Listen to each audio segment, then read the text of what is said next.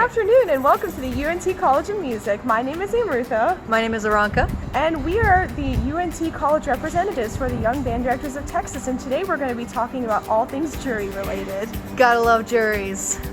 Alright, so we wanted to give a bit of a lowdown to people who maybe haven't done a lot of juries before, or this is their first semester having to do a jury. I don't know about you, but for me that was a very stressful time. I thought the jury was like the end all be all, like the absolute judgment of my worth as a musician and a human being. We're here to tell you that it is not. So we're going to give you some tips on the weeks leading up to a jury, the week of a jury, and then the day of a jury. Now, you may disagree with any of these points and do it completely your way, but these have been our findings and some things that we've found helpful for us that we wanted to share with you. Okay. If we need to probably do that anyway now. Cool. Awesome. So let's talk about the weeks leading up to jury. So when we talk about weeks leading up to jury, we mean about like a good 3 or 4 weeks before, just when you and your lesson teacher are starting to think about, hey, what am I going to put on that form to play in front of a panel of people? So get your accompanist early. Here at UNT, we are so blessed to have a plethora of pianists, but find the pianist that's going to work for you, and that's not necessarily the same for everyone. Especially as a flutist, we try to find people who have played the repertoire before, so it's just easier of a rehearsal process.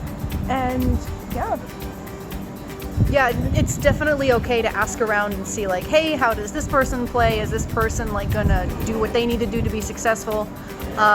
You know, is this someone that is easy to work with? Like, I don't think it's unreasonable to sort of ask around. Find a good fit, because I know some studio professors will also have certain pianists that they use for their studio. So that's important to know as well. Yep. Another thing to keep in mind, you're having to learn just your repertoire. That person is having to learn your repertoire and the repertoire of lots and lots of different people. It's going to take them a lot of time and effort, and they have to do all these extra rehearsals. So don't negotiate with them on price. Don't do it. If, you know, like, they're professionals. So pay them what they say when they ask. Don't be that person that's like, oh, I don't have the money this week, or it's like 2 weeks after your jury and you still haven't paid them. Communicate with them a lot. Thank them a whole lot. Yeah, you want to have several rehearsals with them and a dress rehearsal. Go into each of the rehearsals with a plan. Like, these are the things I want to hit. I know you were saying earlier to familiarize yourself with their part so that you know what to listen for and you can actually be productive in those rehearsals. Yes, especially I think something I wish I would have done my first jury is actually know the piano part, because I actually used to be a pianist before I was a flute player, but then when I started getting serious about flute, I was like, I don't need to know the piano part, they can follow me. No, sometimes there are things that are just really rhythmically and melodically interesting to play with the piano part, because if you think about it, you're playing a duet with a pianist, it's not your solo. So knowing the piano part would just be a better experience for yourself as well as your pianist, and you can all make music together. Yep, for sure. So, besides pianists, start finding professional recordings of your piece as soon as you can. You're going to want to talk to your lesson teacher about who are good artists that have recorded this piece, or hey, I kind of like this recording, what do you think? And start finding those recordings that you really want to familiarize yourself with and pull from. Yeah, Naxos is a great resource, the library is a great resource, your lesson teacher is a great resource for that stuff. And also finding out who the professionals of your instrument are and seeing who has perfect or good recordings of those pieces. Like, for example, for flutists, there's this flutist everyone knows, Denis Boryakov. He pretty much has recorded every single piece in existence, so he's probably got a recording somewhere, or Emmanuel Pahud or James Galway, all those people. So find those people that you think can emulate the style of your piece the best, and don't be afraid to take different ideas from different performers and make it your own, because after all, you are the performer. Yep. And another thing to help relieve some stress for you, as soon as you see those colored jury forms out, immediately grab one or two and just do it. Just get it filled out very, very quickly. The second that the time slots open up for you to sign up for it, sign up. If you do that stuff earlier, you won't have to worry about it later. Also, my 2 cents on those jury forms, as soon as you fill them out, put them back in your case and don't take them out until the jury so that you can't lose them. Unless you have a flute case that you can't fit anything in. So. Right. But put it like with your music or something in a way that like you cannot forget it. Yeah. And have some mock jury sessions with your friends or get other people to listen to you play. I know you had some great tips on who all to listen to you play. Yeah, so something that's really important is not necessarily playing for people that play the same instrument as you. While that's really beneficial for smaller aspects like technique, musicality within the piece, and people who are familiar with that piece, play for people that are not your primary instrument. For example, I'm a flutist, and so I would play for a lot for clarinet players or horn players or trombone players, because they are also musicians and they would have valuable musical input or ideas that are not your same instrument, that you are probably hearing things differently than they are. So it really helps to do that. And especially for woodwinds, I don't know how it is for brass, but for woodwinds, it's not the same homogeneous instrument panel. Like, you will have saxophone judges, you will have clarinet players on the panel. So it's just really, you gotta play for everyone.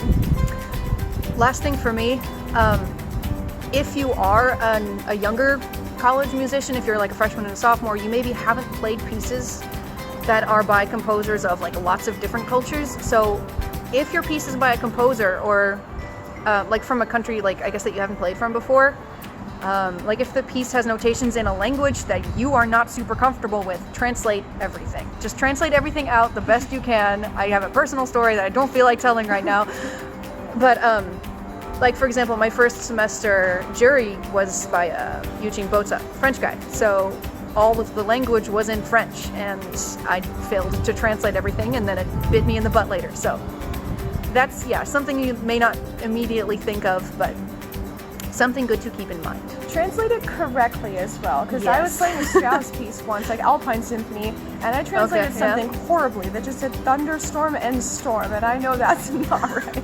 So, Yep, so that's some stuff of the weeks leading up to. Cool, so it is the week of your jury. You are sufficiently freaking out at this point. Life is good. It's gonna be fine. All right, so these are just general tips of the week of. So if you're practicing a whole lot, like on and on and on and on, and your stamina, like your face muscles or whatever muscles you have to use to play, aren't quite keeping up, listen to the recording and just finger along. Like, silent practice is still practice. You can still get a lot done just listening and following along and making musical decisions like that. yeah, especially we take oral skills classes to learn how harmonic progressions work. So if you're playing tonal pieces, sometimes really analyzing that harmonic structure away from your instrument is really beneficial, because then you figure out how to play the style of the piece. Adding on to stamina about facial muscles, personal stamina is also important. I'm a person that gets really stress sick. I'm also constantly stressed. So I think I'm just constantly stress sick. But if you get stress sick, make sure you have, I guess, countermeasures so that you are at your 100% best when you are performing your jury later on that week. Vitamin C, important. Don't want flu, for sure. Make your time, flu shot. you have to make sure that you make time to eat and sleep. When you get stressed, like, all sorts of things start to seem more important than taking care of your physical self. Food's really important. Sleep is also really, really important. Like, literally write into your schedule, if you use a planner or something, like, I am going to bed at this time and I'm going to eat at this time, so that you can take care of business and you're not taking like hits to your personal well-being, just to get that like tiny little bit extra practicing. One of my music ed professors once told me that your body is your instrument and the thing that you're playing is just the metal attachment that comes along with it. So if you are not taking care of your instrument, the metal instrument will not make a sound, or wooden instrument in case of woodwinds, it will not make a sound if you cannot make a sound. So your So body is your true. instrument. Take care of So it. true. Dr. Gerard is a blessing. Hydrate, don't dehydrate. Yeah. It's more than just marching band, okay? Hydration is important. Okay, if you're getting really, really stressed out, take things slow. Practice slowly and make sure that you're working on accuracy and not just like speed, because it'll also help you get less psyched out if you're just taking things down tempo. So everyone in the College of Music is pretty much going to be trying to use the practice rooms at the same time for like a week and a half, which can be kind of stressful. When you go into those, make sure that you're going with a plan. Practice what you don't know. Practice what you're not good at, not what you like to play, you're really, really good at. Don't be that person that goes in the practice room and just like is on their phone for an hour, because everyone's trying to use that space. When you're in there, it's going to be really tempting to listen to the people around you and be like, oh my gosh, they're so good, I'm so bad, because you're having all that input from rooms all over the place. Just zone it out. They're usually on instruments that are not your same instrument, or even if it is your same instrument, it's a different piece. Don't worry about it. Just don't worry about what other people in there are doing. Find a practice strategy that works for you, I guess, leading up to jury, the weeks before and the weeks of. I know there's a lot of people, and I feel like everyone's experienced this, where they brag about how much time they practice. 3 hours of practice is great in a day, but how much of that practice is quality practice? I'm the kind of person whose attention span goes out the window, and you probably noticed that with me just moving my eyes around everywhere. But I found what's worked for me is just short bursts of concentration. So I set my timer on, my magic number is 17 minutes. I set my timer for 17 minutes. Just work on a small section. And that goes back to the whole planning what you want to practice. So just practice for 17 minutes, full focus, nothing else in your mind. And then take a really long break afterwards. Long meaning like 5 minutes, 10 minutes of just not thinking anything music related, getting some homework done or something like that, and then going back to it, because then you'll have a more clear-cut focus on what you want to target. And so it's like target practice, or for sports they call it like anaerobic thresholds or something like that. So those are big words. Yeah, anaerobic threshold. Basically, how much can you cram in without your body getting all the oxygen that it needs? It's a fun time. So yeah, anaerobic thresholds, but music. And then lastly, the week of your jury, make sure that you take time away from practicing, away from studying. Like, yes, those things are really, really important to be successful, but what is equally important is taking time away from it to balance it out. So do something fun with your friends, hang out, watch a movie together. Go to an animal shelter and pet some animals. Animals are cute. Dogs are soft. Dogs are great. Get some dogs. If you have like a friend with a dog, just spend a few hours, be like, offer to walk the dog for them. They will love you for it. So yeah, those are our thoughts for the week of. All right, now we're going to talk about things to do on the day of your jury, the final stretch, the few hours before your performance, because it is prime time. When you put it like that. I mean, that's the fun part. So the night before, do what you have to do to get the rest that is right for you. So don't feel the need to have to stay up an hour later or multiple hours later just so you can cram in that one last practice session, because your sleep is more important than a cram practice session. Because remember, back to the whole your body being your instrument. If this is not well, this is not going to be well. If you're someone who can't sleep when you're really stressed out, take a melatonin. Oh, no. The stuff is magic. It will knock you out. You will get sleep. Breakfast is the most important meal of the day. Eat healthy food the day of. Eat a carrot. If you're gonna eat like a bunch of sugar before the jury and you crash right before, that's not gonna help you out. Make sure that you are nourishing your body properly the day of. And going off of that, if you're someone who drinks coffee, I think you as well, right? Oh, yeah. Yes. Yeah. Don't chug like 2 cups of coffee right before if you're sleepy. Don't do it, because it's going to make your heart rate fast and raise your blood pressure, and it's going to be a bad time. So try to stay away from too much caffeine. Yeah. All right. Oh no. Focus on what. No, we have so many. Focus on what works for your routine. Everyone's routine is different, and trying to change up a routine based off of what worked for other people may not necessarily be the best thing for you. Personal story time. I am someone who relies on adrenaline for a performance. I love that adrenaline rush. I love the spontaneity of what I get on stage. I just love being a stage diva. But one time I decided to take a beta blocker. Worst performance of my life, because that was not in my routine. So changing your routine just for one 10-minute performance, ask yourself, how is this gonna go? Going off that's a really good point actually, because this semester I started taking some beta blocker stuff for a very specific performance where I had like a huge unaccompanied solo in the middle of the concert, which I was really stressed out about. If you're gonna do the beta blocker thing, test it out first. Throughout that concert cycle, I started taking one like an hour and a half before we would rehearse that piece, so that by the time we got to the concert, I would know, I'd be very comfortable with where my head would be at, where physically I'd be feeling. Like, that's not something that you can say like, oh, it's the day of my jury, I'm gonna try to take beta blockers. Like, don't. If you're gonna do that, practice performing with that substance in your system, because it is going to affect you. You don't want to make that last second decision.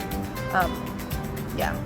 I mean, I haven't personally had to use it since. That's probably like one of the most stressful performances of my college career. You sounded really good though. Thanks. But that's, yeah, that can be a hit or miss. Yeah. So talk to your lesson teacher about that. Don't self-diagnose that you need that. Talk to a professional who knows your playing and knows your person before you start making those kinds of decisions. If all else fails, eat a banana. Oh man. Okay. Have your instrument maintenance taken care of.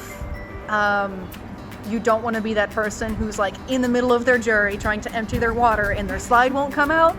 Doesn't look good. So make sure everything is like, in working order beforehand. Make sure that you have horn moment. Make sure you've like changed out your strings recently enough that you're not going to pop a string in the middle of the performance. You don't want to deal with that. Okay. Pack your stuff the night before. It's so autotelic at this point that you wouldn't think that you would have to do that, but things are stressful, things are crazy. Make sure you pack your stuff the night before so you know ahead of time. Read players. Make sure you have a whole plethora of reads just in case the weather decides to change, because in Denton the weather changes every 2 seconds. So just make sure you have what you need. That's very important, including your music. Make sure you have all of your music in order. The page is numbered if needed. I feel like there's a personal story there. Maybe. I do most of my pieces memorized, so when I actually do have music, I forget how to, music. So, gotta love it. All right, so get there early. Say your jury is scheduled for 2:30 and you have a class that lets out at 2:20. Leave class early. You want to be there 15 minutes early anyway. I've had to leave class a few times for juries just to get there on time. Just be there early, and everything. And I have never had a professor who has been like, oh, well, you should have not changed. Like, no. They're probably just gonna wish you luck on your way out anyways. Like, they totally understand. So do what you need to do. Be there 15 minutes early in case it's running ahead. You can look all professional and things and just go in early like, oh, well, I was here anyway. Dress comfortably. Dress nicely, but comfortably. If you're a person who wears heels, I admire you, because I can't do it. I can't do it. But just, don't hurt your feet, or don't wear anything that's gonna make you feel uncomfortable. You have to go out there and perform and feel good in your skin. Try on whatever you're gonna wear before, so if you can perform in it. Try it on, because sometimes there's a lot of clothing that restricts breathing, and it's instrumentalist. Breathing is very important, so make sure to try it on, get comfortable in playing, see how your body moves in it, see how your instrument moves, and just get comfortable breathing in your outfit. When you're waiting to go in, don't worry about what people are saying when they leave the room. If they're like, oh my gosh, I was so scared, or oh, I bombed, or I did really well, just zone it out, because focus on your gig. They're focused on their gig. They're probably beating themselves up more than they need to be anyway. Just zone out what other people are saying before you go in. Before you go into the room, I know meditation is a topic everyone talks about, but that's personally hard for me, but I've started thinking of things like mindfulness, and so kind of being present in the moment. So just remind yourself of what you're about to do, and it's really stressful seeing people go in and out, and especially getting there 15 minutes early. Understandable. Think about what you're there to do, why you're there to do it, and that's just really important to remember before going on stage or going into your room. Take a big breath and show what you've been working on all semester. Make sure that your pianist knows where to be and when to be there. Don't tell them the jury time, tell them the 15 minutes before. Because, if something is happening in their life, you used to be surprised how many people forget to communicate those things to their accompanist, and then it's so take care of that ahead of time. All right. Oh, we have all our notes over here because there's a lot to get through, so if you see us looking over that way, that would be why. Or it could be because we see a squirrel that too. Is that lucky? Where? Oh. Okay. When you go into the room, it's okay to say hello to the people judging you. They have to be there all day listening to people. It's okay to say hi, how are you, good morning, because it'll make you feel more comfortable, it'll make them feel a little bit appreciated, and it can just make you calm down a little bit. So just say hello. Most of the time it is your professors anyway, so It's just seeing your professor again. You're just going to play for them with probably nicer clothes this time and a pianist. Like, that's mostly what it is. Oh gosh, yeah. A lot of teachers will have their students record the jury when they go in, so make sure that whatever device you're recording on has space on it. You don't want to be in there with your phone or whatever you have and it run out of space halfway through, because you're gonna get some like, well, I don't know what have you, but like, you know, just make sure that that you're set up for success in that way. Yeah. And afterward, get some ice cream because you heckin' deserve it. If you did great, celebrate with ice cream. If you bombed, you probably didn't bomb, you're fine. If you feel like you bombed, console yourself with ice cream. Beth Marie's is open on the square from 11 a.m. to 10 p.m. or later, depending on the day. They're a great resource. Best ice cream you will ever have. My favorite gosh. is like the peanut butter coffee one, because I love peanut butter and I love coffee. So Bee's knees, man. Bee's knees. is that the lavender one? Yes. Ooh. It tastes like a scented candle smells, but also somehow great and lovely. Lovely. All right, so some last general advice about jury season. Especially if this is your first or second jury, like it's going to be a little intimidating maybe, but remember that your entire college career doesn't hang off this one 10-minute performance. Like they're not going to judge your soul based on this one little snippet of your, of your playing. Yeah, and a jury is basically just a culmination of what you've learned throughout a semester. So think about it like a poster presentation. You've done all of your research, but you're just presenting it on a poster. That poster, in case it doesn't look good, doesn't discount the countless hours of work you've put into it. So a jury is just a poster presentation of everything you've learned throughout a semester, because to play back every single lesson that you've had throughout a semester, that's probably going to take a lot longer than 10 minutes if your lessons are an hour. Yeah, just think of it like that. Also, something that's worked for me, read the Inner Game of Music book. It is very essential and really helpful. Also, the Inner Game of Tennis is a good book. But there's a strategy in there on note cards, and so I'm a big worrier. I worry about what happens in the future all the time, like even in 5 minutes. So I have note cards with me before every performance, and on those note cards there are 3 different categories. One for what is the best that can happen, what is the worst that can happen, and then just I have general symptoms of just reminding myself of when I'm getting to that point where I'm just freaking out about the world. So it really helps to just put that in perspective. So that's probably a strategy that might work for you. Remember that you are probably your own worst critic. In music, we try to make everything as perfect as possible, and that is a very, very stressful thing. It's one of the things that make our field as demanding as it is. So just take it easy on yourself. Just know that whatever happens in there, like you have done your very best to prepare, and what happens happens, so just go in and throw down. Have a good time playing your instrument. You're probably still playing your instrument because you enjoy playing your instrument. So just try to remember that. Have fun performing, have fun playing, and just like being like, hey world, this is what I can do. Check it out. Yeah, so that's sort of our advice about juries. Relax, calm down. You will get through this. The sun will rise the next day. It's stressful, but at the same time, it's only as stressful as you make it in your mind. It's a lot of the game is kind of in your head. So just calm down. We'll get through it. In the big grand scheme of things, your entire musical career is years and years and years long. Are you really going to look back in time and remember 2 minutes of your 10-minute jury time slot that may have not gone the way you wanted it to go? Or are you going to remember the countless hours of fun you've had just preparing music, because that's something you love to do and that's why you're doing it? And even if it's countless hours of agony, I mean, like, it's behind you, right? You did it. You played awesome. Yeah, point is you're going to be okay. Just hang in there. Take care of yourself more than you think you need to. Okay, well, go Mean Green. Oh man, I was going to say thanks and go Mean Green. Well, you can... Okay, 1, 2, 3, go Mean Green. So again, we are the UNT college representatives for the Young Band Directors of Texas. We're going to be coming out with more videos, so stay tuned. We're going to be having an event in the spring that we're working on organizing right now. So yeah, keep a lookout for that. All right.